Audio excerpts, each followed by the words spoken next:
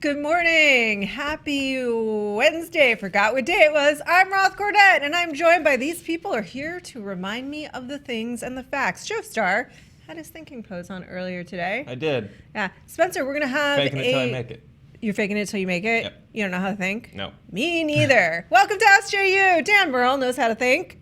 From time to time. Yeah, man with the numbers and the thoughts. You know how to quip. You've met the thinker, now meet the stinker. What do you guys think of this title for a thing that we might do eventually? Should I tease it? What? Snark Week. Oh, like Shark Week? Yeah. Right here on ScreenJunkies. Every week is Snark Week. Yeah. Yeah, I was about to say. We don't know what it is yet, but we like it. DC news, you guys. Flashpoint got its directors in the form of Spider-Man Homecoming scribes, John Francis Daly and Jonathan Goldstein. Am I the only one? He is still the kid from Freaks and Geeks to me, and that is my #old comment of the day. They also co-directed Vacation and the upcoming Game Night. Now, here's where it gets interesting. If it's not interesting for you already, we hope that it is. The studio had originally courted Ben Affleck to direct the film. Now, these are very different kinds of directors, so what's going on in terms of the tone, you might ask yourself. That's a perfectly valid question. But since director Rick Famuyiwa left, and forgive me if I'm mispronouncing that, they did a page one rewrite of the script with Joby Harold to bump up that comedy. He is the writer of such beloved properties as King Arthur.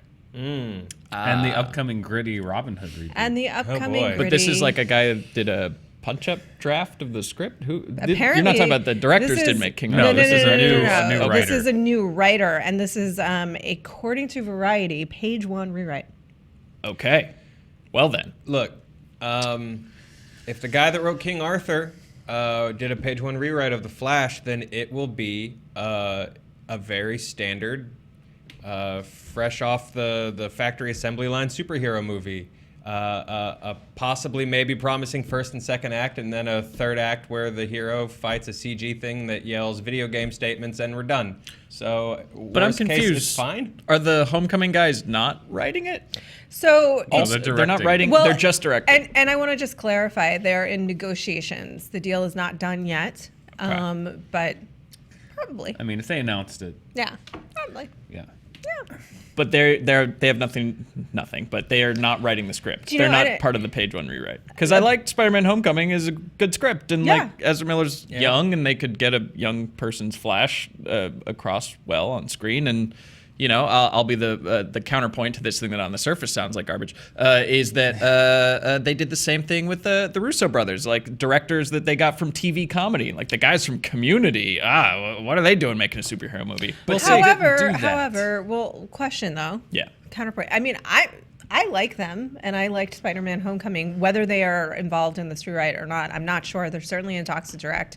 Vacation. I haven't seen Game Night. Maybe it is wonderful. The trailer looked okay. Vacation certainly didn't do that well. I remember. Maybe they could get Chris Hemsworth to sign on to this. Yeah, exactly. Chris Hemsworth is the thing that I remember most from that movie, and enjoyed the most in that movie, if I'm honest. So I don't know. I mean, these are the things that we want to be optimistic about. What my thought is it seems like tonally there's no cohesion. There's no. What a shock. This is. Every studio does this, but Warner Brothers seems particularly bad at it, is this idea of the only people that we can get for any project that needs a director is someone who has an office on the lot or has been here in the last 3 months. And it's this idea of just like, I know that person, get that person. And it's like, you just had look at last year. They had success with It, and they had success with Wonder Woman. Two very strong filmmakers who had, really good visions.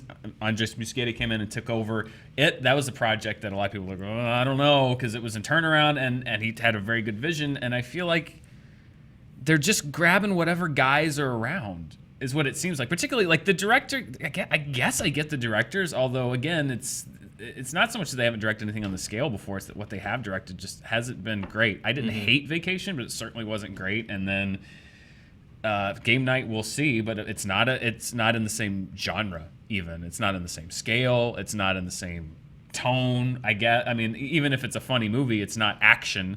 So that's an odd choice. But the one that gets me is Joby Harold. Like, King Arthur was not a very good movie, and it was a huge flop. Yeah. Well, I understand the logic, just because this timeline is so muddled now. It needs its own Flashpoint. Hey, Seth Grahame-Smith. But I can't remember exactly when Joby Harold came in to do this rewrite. I remember us reporting on it maybe 15 years ago.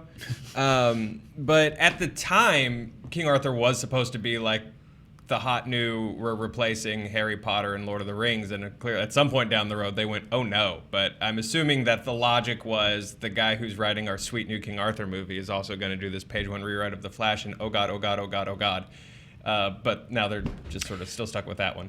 Hey, Billy, do you mind doing a little fact check for us to see if they are also going to work on the script, John Francis Daley and Jonathan Goldstein? Because to Spencer's point, looking at it from an optimistic point of view, maybe they looked at the success of Spider-Man Homecoming, liked what they did there in terms of the story, and want them to come in and really usher this through, both as writers and directors, and have a clear, unified vision that perhaps could yield wonderful Flash results. What do you think? This mistake just keeps getting made. I mean, I'm sorry. It's like, but Warner Brothers particularly does this all the time. Of just like, who's gonna do it? I don't know. Who's around? This guy. He worked on this thing that we did last year. Okay, get that guy. John Francis Daley steps out of a room and they're like, "Can we grab you a sandwich from the commissary real quick? You got 10 minutes."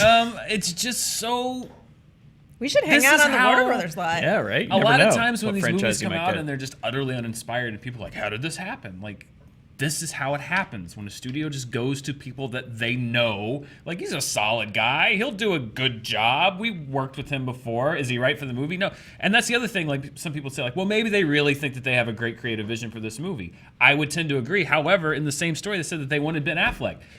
Not at all the same kind of director. No. Completely different, which just says to me, like, they're just were out of options and they needed directors, and they were like, these guys. And then the same with the script. It just smacks of just like, we were out of options, so we just went to whoever was around. Well, like they're not. They're just directing. They're going off the page 1 rewrite from Right. So take the two guys that wrote one of the most successful superhero movies of last year and have them not write the script. Great idea. Like, again, this might be great, but it just smacks of the same thing that happens over and over again, which is like, I don't know, whatever, just get these guys, it'll be fine, and then it's not fine, and they're like, what happened? This is what happened. Fair. The connection between It's Ben Affleck. not even this movie so much. It's true. every movie. It's many, many films. This happens so many times, and they don't figure it out. I feel like Mugatu. I feel like I'm taking crazy pills. Like, it's obvious what's wrong, and nobody ever fixes it. Isn't that true? Necktie. I don't want to get too philosophical, but isn't that true of literally everything in life and humanity? Yes, and we it's know so exactly frustrating. what the problem is, and yet we just don't fix it. I mean, DC news does feel a lot like White House news, where every day, like, 14 different weird things happen, and I feel like, just like looking at our breakdown as I came in this morning, I just felt tired immediately. Like, oh my god, like more like crazy whack-em-ups at the Warner lot for DC films.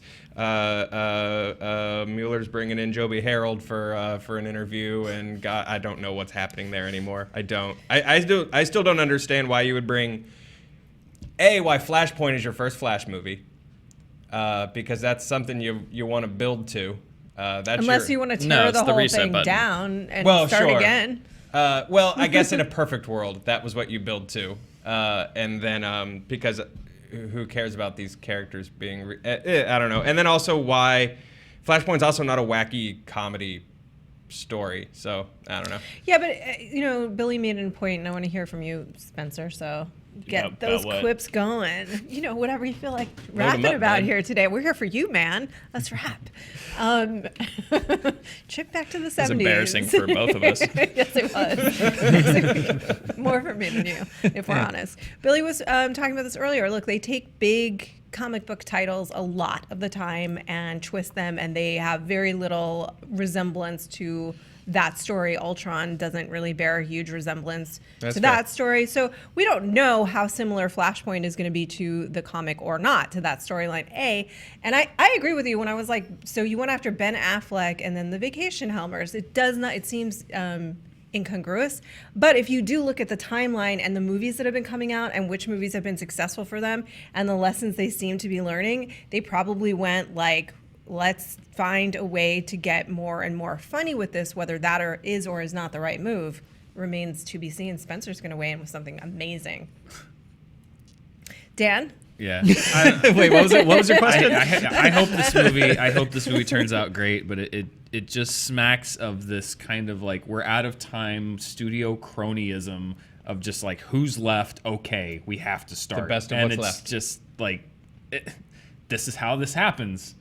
This is how it's happened for the last 5 years, and not just at Warner Brothers. It's so many different studios. I think Disney is starting to kind of fall into this trap a little bit with their movies. Of like, I'm glad they're bringing in like Ava DuVernay, because for a while it seemed like we have 6 directors and they're all going to take turns directing all of our movies, and it's like, no, you have to find the right person. And hopefully these are the right people, but I don't know. This is not a movie that has me going like, oh, what a bold creative direction for this movie. What I do know is I don't know how we get a hold of him, and I don't know if he's watching, but I would like to know. I would like to get some clarity from Scoops McGee. I think he is. If he's out He's there, so hard to get a hold of. he is. He's in a dumpster somewhere in Vermont. Yeah. He's busy. I think I saw just like the tip of a fedora disappear around Burbank Sbarro's. He's looking for scoops. So he's out there. He's out there. He is out there. Send Here- in your scoop sightings, We'll guys. get- if yeah, you if you've see seen Scoop like Bigfoot. Yeah. I think Scoops will probably check in. There's just so much. There's so much scooping to be done. Maybe on Friday. I don't know. Hashtag Maybe. save us I don't Scoops. know. It's hard. Yeah. We're trying to get a hold of him. Spencer, what do you think? Final thought. Make it good. What do you think about a comedic Flashpoint? Yeah. To Joe's point. Flash is he's a funny, quippy guy, right? So he's gonna need some jokes, and who better than the jokester behind King Arthur? All of those. Because that movie, hilarious. Oh boy. Yeah, those. Now, if they make it, classic if he setups. writes it the same, like if he writes this for Guy Ritchie as well, I'd watch that Flash movie. Yeah, if like everyone's like named like Bulldog and you can't understand half of what they're saying, and it involves Or Reverse Flash. Oi, Reverse Flash, give him a Barney twizzle. You're like, what happened? I mean, listen, gritty King Arthur reboot didn't do good, but we have gritty Robin Hood reboot that he also wrote coming up soon. So if gritty Robin Hood reboot is better than gritty King Arthur reboot, then maybe gritty Flash reboot. will if work. that feels that we can get the guy who made Knight's Tale, because that Also- needs a reboot. Also, Remember when prediction- everyone in ancient times started going, and it was great? It's a Lance. Prediction on gritty Robin Hood: Maid Marian a blacksmith. Next, just predicting it. She's gonna Okay. be a That's blacksmith. gritty. She's absolutely, and maid is sarcastic. Oh, it's in quotes, air Yeah, quotes. yeah. Made. Just throwing it out there. It does star Taron Egerton, who I like. He's a Yeah. good movie star. He's got charisma, so He was that's a great all orc you cop. need, right? No, for a wait, he movie. wasn't. Which Taron- one was the orc cop? Which Edgerton That was the Joel orc cop? Edgerton. That was Joel Edgerton. Yeah. Yes. So Yeah. close. Long And Little lost. John is Lil John. Cast it. It writes itself. I don't know why you guys are not hanging out on the Warner Brothers lot, because you could be getting better jobs than this one. Saudi Arabia's first movie, and we're so lucky and grateful. Thank you for being with us today. First movie in 35 years is the Emoji Movie. That's the headline that's been going around. So this is via Slash Film.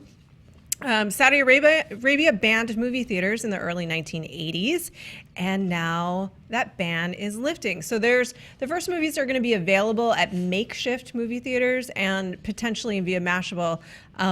They're going to have as early as March 2018 real theaters, and they are going to be censored and adhere to the moral values of the kingdom. So what will that look like? It remains to be seen. But again, the big news has been that the Emoji Movie and then Captain Underpants, the first epic movie, are the first ones that are going to be screened. Everybody made hay of that yesterday. I would like to hear Spencer's hay because he has a theory on that. However, I have a theory. you do. You had one yesterday. It might be gone now. Oh. It's been a whole 24 hours. But I got a tweet from a gentleman named M. and it's at JTGeek89. So he says, quote, "Thank you for teasing the movies that will be released in Saudi Arabia, which I'm from. A lot of media outlets have been focusing on the release of the Emoji Movie in Saudi Arabia, which is 100% misleading. The media is focused on the specific movie because it will generate a better popular story, even though Paddington 2 will also be released, which BTW, I already booked my ticket to go and see." Thank Solid you. choice, Em. Solid choice. Solid Paddington move. So kindly set the record straight that not only the Emoji Movie will be released as the first movie. It's hurtful to see this kind of stories, which the media twists. Shocking, right? To make this a mockery instead of a celebration. It's truly sad. For the last 8 years, I've had to travel 5 hours to a different country just to watch DC and Marvel movies. Midnight showing, of course. Thank you, Roth. Please say hi to Spencer. Oh, Hi, Spencer. hello, hi, Hey, bud. Hey, well, you just ruined all my jokes about the Emoji Movie being the first movie out in Saudi Arabia. So, you know, let's let saner voices prevail, guys. What do you think? Yeah. I was so appreciative that he sent this because, to be honest, that was going to be, and we just happened to run out of time yesterday. But I think that we were going to sort of say, like, what a weird movie. It's so bad. And forget that it is a celebration, and think about driving 5 hours to a different country just to see a movie on an opening night. Like, that's a movie lover. Like, you're a movie fan and a movie Definitely. lover. Like, Yeah. oh my God, we're so lazy. We're like, can we go to this free screening? Do I have the energy? You know? So I just want to applaud you, and I'm so glad that it's going to be easier for you to enjoy the films that you want to see, and to partake of your passion. And thank you for watching us. Dan, what do you think? It's a great first step. I mean, you know, the censorship obviously is a little troubling, but it's a good first step at least towards some kind of easing towards a more relaxed culture and atmosphere. You know, I mean, Saudi Arabia is a country that is, you know, I think a lot in the mainstream, at least the U.S. media, they are an ally of ours. So a lot of the things that happen there kind of go under the radar because, like, oh, they're our allies. But there's some troubling cultural things, I think, that still happen in that country. So it's good to see some easement of that restriction, and I hope it's the first step towards, you know, being able to freely show stuff there that the state is not stepping in to censor, or that, you know, that can be presented in the proper context and the proper atmosphere that's respectful of their culture, but not, you know, necessarily sanitized, you know, by a third party or by the state to adhere to their, you know, moral values. But yeah, I know I appreciate. I'm with Spencer. Like, I had jokes ready, and then this thing just kind of cut the legs out right from under me. Should I have let you do the jokes first? Well, That's no, more because then we messed look like up. assholes. That's more So messed up. definitely, Then you yeah. would look like a jerk. Saudi Arabia, where comedy goes to die. Right? I actually debated that. I was like, oh, do I let them get it out of their system first? And then I'm like, that's mean. That just makes you look like an asshole. Yeah. Yeah, wouldn't be the first time. Joe, what do you think? I do like that we applied our fun Western values to the celebration, where we said, oh, the celebration of releasing films won't click. Emoji Movie, isn't it trash? Thanks, Internet.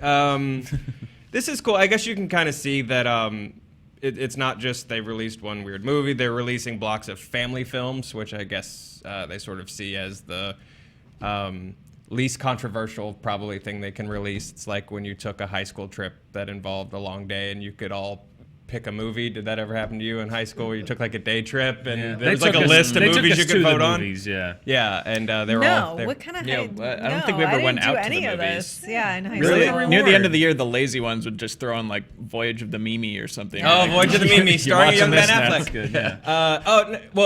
I was in marching band, and we would take out-of-state trips, and... Wait, what did you play? Wait. I Yeah. played trombone. Do you guys not follow me on Instagram? Jesus, I thought you were my friends.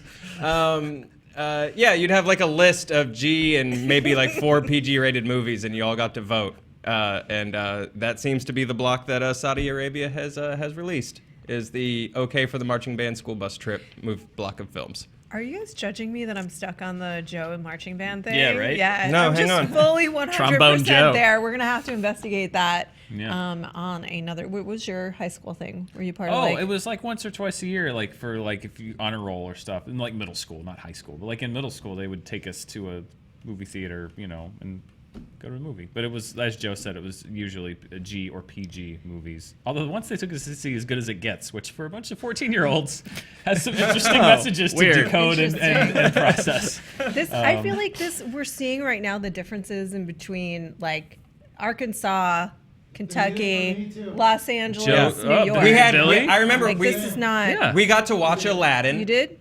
And one of our teachers overheard us all talking about all good children take off their clothes or whatever from Aladdin. And they were like, "What? No!" What song is that? Wait, Aladdin? I don't remember. That's a don't subliminal remember message that they said was in all Aladdin. good Yeah, children. we've talked about it a million good little times on kids air. take off their clothes. That they said was in Aladdin. Wait, okay, pause. this is You've what happens never when you heard grow- about there's dicks on the Little Mermaid cover? Yeah, but Yeah, that's not sure. true. But I didn't This hear is that what happens Aladdin when you one. grow up in Aladdin. the South. This I heard is the headline priest news had a that Disney boner movies are when he's ruining marrying children. them. Okay. So I did not hear this about Aladdin. Yeah, in Aladdin, This is new it's information. before the. He says "Good little kitty, take off and go" or something. Yeah, and then but the urban legend was. the urban legend was that he said like "good little kitties take off their clothes." It's what happens when you put a movie on VHS. Yeah. Half the soundtrack is But I just so people remember hear things that aren't there. like 80 kids and their the teachers that Happens were when you escorting play it us on this backwards. field trip.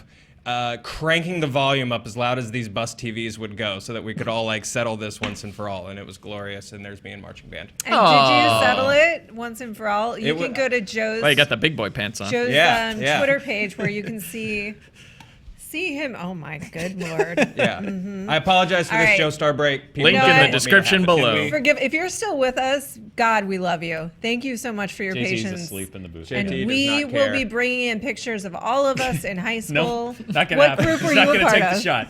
Take the shot. There we go. Overachieving. We were all stuck there. We don't actually have a What? camera person. There we to go. zoom Be either. intent, I Joe suppose. Starr Really? and the Yeah. marching band. Too much Yeah. work. I'm not gonna put There that we on go. air. Billy Business Okay. is gonna zoom in for you. Yeah. There we go. Yeah, look at me. Yep. I know which one it Junior year was. high school, guys. There you go. Joe Starr. It can happen Nice. for you too. Look Joe at me now. Starr, marching band.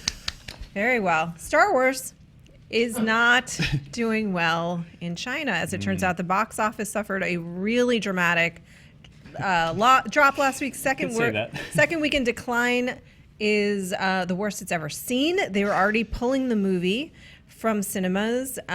Jimmy Woo, chairman of the nationwide Chinese cinema chain Lumiere Pavilions, told The Hollywood Reporter that this has performed much worse than they could have expected. Some theories for why it performed so poorly, asking about, well, first of all, Star Wars as a general rule doesn't do all that well in that market, but The Force Awakens and Rogue One respectively did a little bit better, theorizing that it was the curiosity factor of The Force Awakens. It had been so long awaited, and Rogue One had the allure of the Chinese co-stars Donnie Yen and Yang Wen. So Last Jedi has neither of those factors going for it. So that's one reason. And then also it just we were talking about this earlier, the original films weren't released in China. There wasn't the cult of Star Wars, did not have an opportunity to build there. Dan, Yeah. numbers. Numbers. What Well, I do you mentioned think? this on charting a little bit yesterday. It was a 92% drop off. It opened at 28 million and it dropped to less than 2 million in the second weekend, which shows there's little to no interest for The Last Jedi in China, which it is surprising. People didn't expect it to do well, but like not that poorly. 2 weeks and gone. There's a lot of things. Part of it is, like you said, Star Wars was not released. The original trilogy was not released in China. They got the prequels, but they didn't get. So there's not like that nostalgic thing. And Force Mystery Awakens solved? was yeah, Mystery exactly. Force Awakens was it was so heavily hyped, and it made like $30 million on its opening day. So like a quarter of its gross came on opening day. So like China went to see the Force Awakens, but then they're like, eh. Can you imagine being in China, all the hype around Star Wars, and the first one that comes out is Phantom Menace and Yeah. the Trade Federation? And you're like, And the guy, Right. yeah, Exactly. the guy with the racist dub voice, and you're Yeah. like, okay. That's what I mean. Like, there's no nostalgic attachment in China, and then specifically, and this has just happened in the last 2 years since Force Awakens came out. Last Jedi opened way behind a local movie. Like, in general, and Hollywood's having to deal with this. The Chinese national cinema, as far as like films native to China, they are making a concerted effort to push those. Restricting the number of foreign films that can be released, and just the Chinese film market itself is advancing so that they're not reliant on Hollywood to send them movies. China's making its own movies, which we talked about. Wolf Warrior 2 made $800+ million just in China. Their own industry, like for a while, it was kind of propped up by Hollywood. They now have their own movie industry, and movies that come from Hollywood, you know, Fury 7 is a huge franchise in China, like the Fast and the Furious franchise, huge franchise. But things like Transformers, even, it did okay the last one, but it didn't do what Age of Extinction did. So it's kind of a combination of no attachment to Star Wars whatsoever, and the Chinese, you know, cinema is becoming its own force. No pun intended. Well, I can just say that Wolf Warrior 2 sounds dope, as does the X-File 3 Return of the X's, which crushed Last Jedi this weekend. The fact that they're making like 3-part rom-coms that sound like they might have like an air of the supernatural about them, or is that just an X-Files thing that is unintentional? I have no idea, but the X-File 3: The Return of the X's is a local romantic comedy, and I just want to highlight what Spencer's saying here. Amazing. I must see that. Yeah. I don't know if I need to see the first 2 X-Files or not in order to fully immerse myself in the narrative. I mean, you might as But well. I'm definitely going to watch Wolf Warrior 1 and 2 on name alone. It's got everything. We keep saying we're going to. We don't. And yet we don't. Do you think that they maybe accidentally screened the no girls cut of The Last Jedi in China and people are just confused? No. Okay. I think they screened The Last Jedi in China and people were confused. Yeah, it's proving to be a tougher sell, I think, than even Disney anticipated. As far as like, it's so many people count on China for these big movies to be like, oh, and we'll get $100 million from China. It's not necessarily the case, and you kind of got to start from the beginning with Star Wars more than most franchises, because it's so much built on the mythos of the Skywalkers and the past and Jedi and things that have been established over the 3. They're still coasting off the original 3 movies, so it's like jumping into the middle of the Bible. Like, you're gonna be confused. You got to go to page 1 and see where the Earth came from. Does that help? Hey, I would like the 2 of you to quickly pitch the plot of the X-File 3: The Return of the X's. Spencer and Joe. I feel like I'm gonna be is it China?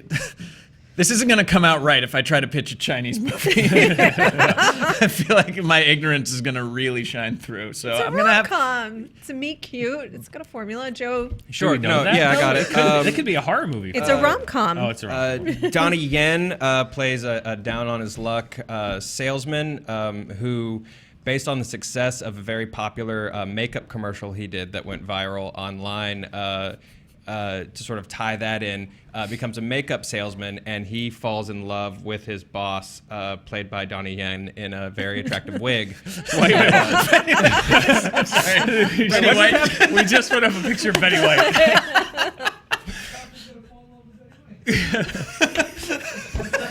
JT says, I thought she was going to fall in love with Betty White. So why not? Yeah, no, he threw a curve. Yeah, he threw a curveball. You have to yes catch it. and. Yeah, no, Betty White falls is in love the with Betty White, Yeah. and who runs the makeup company. Yeah, who runs the makeup company, and everything is going along great until his ex, who is also played by Betty White. Because Can we get a picture of that? It's her twin sister. Yeah, so what- can we what- get what Betty would the White back? ex- Oh, she would look like this. Oh, okay. Yeah. Whoa! Oh, Betty White. Do you see how the earrings are slightly different? That's how you tell them apart. And everything just goes to just heck. And but eventually you find out that true love is based on a strong foundation. Get it? Makeup pun. Nice. Well done. Great. Yeah. That's our show today. I think we did Oh, I fantastic. had to close on that? I Okay. would say we are a solid 4.5 out of 22 on that episode. So I hope you liked it just as much as we did. Yeah. We should mention Strong that 4.5. it is a public service announcement because I got the scare, as I do every year. I'm just going to start putting Betty White's birthday in my calendar. Oh. Today is Betty White's birthday. Yeah. She's trending because it's her birthday. She's fine as far as we know.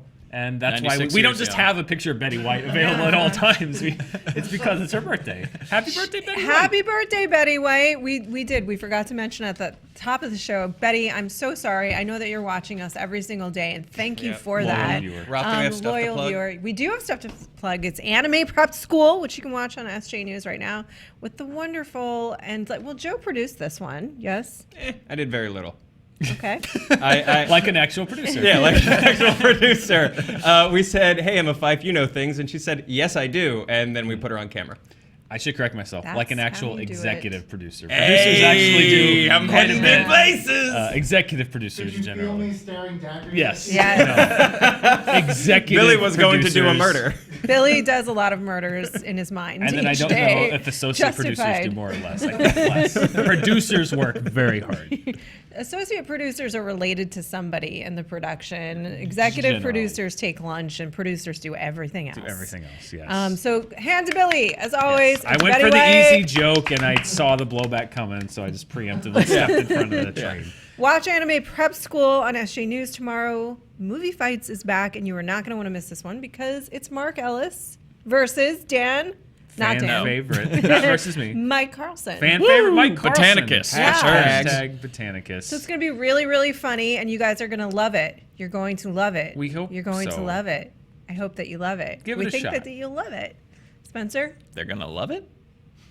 Well done. Good show. Watch those things. Join us here. I assume no one's watching at this point. We could say anything. Say something crazy.